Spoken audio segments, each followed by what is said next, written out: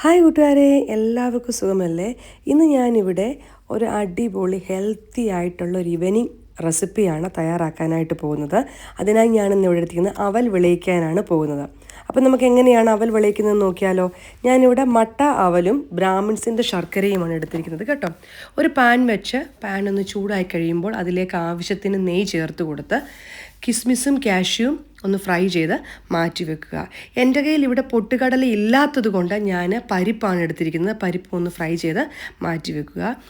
ഈ ഒരു സമയം എല്ലാ ഫ്രൈ ചെയ്ത ഐറ്റംസും ഒന്ന് മാറ്റി വെച്ച് കഴിഞ്ഞതിന് ശേഷം ഇതിലേക്ക് നമുക്ക് ആവശ്യത്തിന് തേങ്ങ ഇട്ട് ഒന്ന് നല്ലവണ്ണം ഫ്രൈ ചെയ്തെടുക്കാം. അതായത് ഫ്രൈ ഇൻ ദ സെൻസ് ഈ തേങ്ങയിലുള്ള ആ വെള്ളത്തിൻ്റെ ആ കണ്ടൻറ്റ് ഒന്ന് മാറുന്നിടം വരെ നല്ലവണ്ണം ഒന്ന് ഈർപ്പമയം ഒന്ന് മാറുന്നിടം വരെ നല്ലവണ്ണം ഒന്ന് ഫ്രൈ ആക്കിയെടുക്കാം.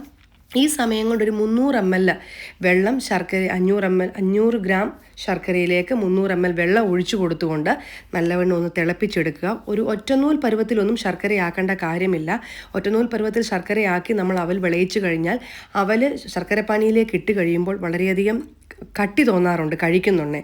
അപ്പോൾ കൊച്ചു കുഞ്ഞുങ്ങൾക്കൊക്കെ അതൊരു ബുദ്ധിമുട്ടായതുകൊണ്ടാണ് നമ്മൾ ശർക്കര നല്ലവണ്ണം തിളച്ചു കൊണ്ടിട്ട് പക്ഷേ ഒറ്റനൂൽ പരുവത്തിലേക്ക് വരണ്ട.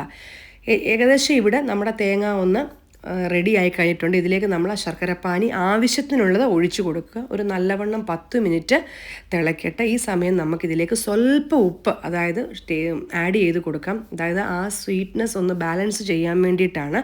ഷുഗറുള്ള ആൾക്കാരാണെങ്കിൽ കുറച്ച് ശർക്കര ഇതിലേക്ക് കുറച്ച് ചേർക്കുന്നതാണ് നല്ലത്. നമുക്കൊരു ഈവനിങ് റെസിപ്പി ആയിട്ടും ഒരു മോർണിംഗ് ബ്രേക്ക്ഫാസ്റ്റിൻ്റെ റെസിപ്പി ആയിട്ട് ഇത് ഉപയോഗിക്കാവുന്നതാണ്.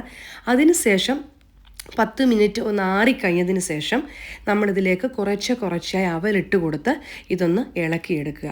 ഈ സമയം കൊണ്ട് തന്നെ നമ്മൾ ഫ്രൈ ചെയ്ത് വെച്ചിരിക്കുന്ന ആ പരിപ്പ് വർഗ്ഗങ്ങൾ നട്ട്സ് എല്ലാം ഇതിലേക്ക് ആഡ് ചെയ്യുക. ഞാൻ ഈ സമയമുണ്ടല്ലോ ഇതിലേക്ക് ഒരു ടേബിൾ സ്പൂൺ ഏലക്കാപ്പൊടിയും ഒരു ½ ടേബിൾ സ്പൂൺ ക്യുമിൻ പൗഡറും ചേർത്തിട്ടുണ്ടായിരുന്നു. പക്ഷേ എനിക്കൊരു ഫോൺ വന്നതുകൊണ്ട് അതതിനകത്ത് റെക്കോർഡായില്ല കേട്ടോ.